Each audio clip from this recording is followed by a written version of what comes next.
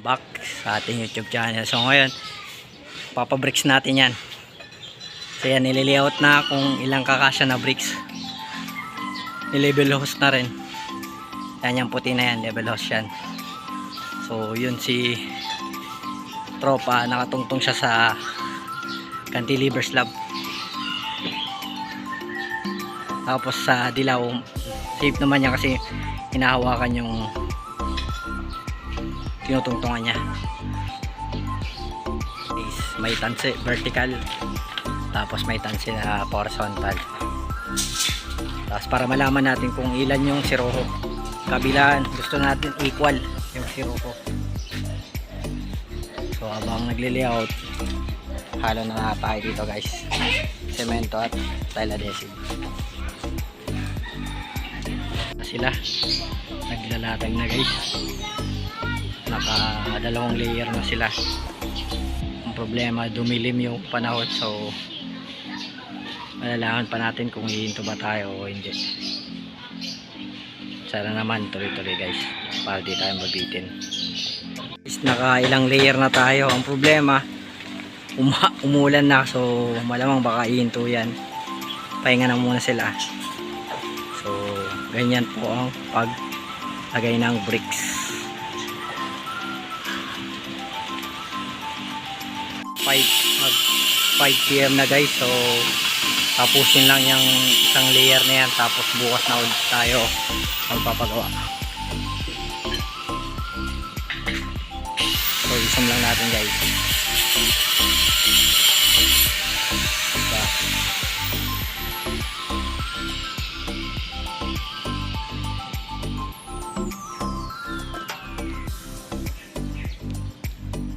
Na guys, so medyo maganda ang panahon.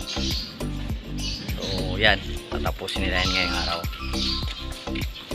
Malaman natin mamaya kasi maraming ikakat pa.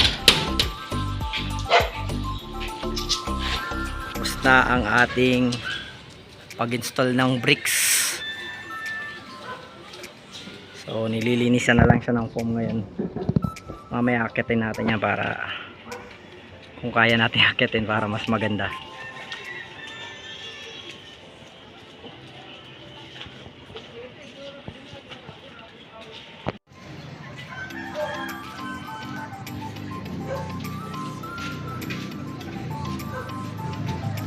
So yan, eto na guys.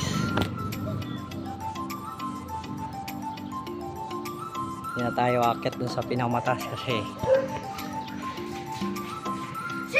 uulan na. So yan guys, natapos na ang ating installation ng bricks.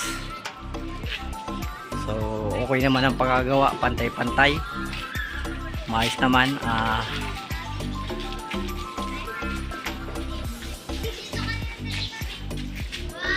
Yun na sinama natin sa kontrata nila yung pag-chipping ng wall na yan para sa aircon na yan.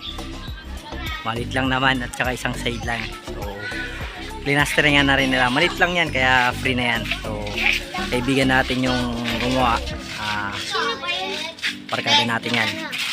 Ready mamigay sa bahay. So yan, hanggang dito na lang guys ang ating vlog. Kung nagustuhan nyo ang ating installation ng bricks, WLS po tayo.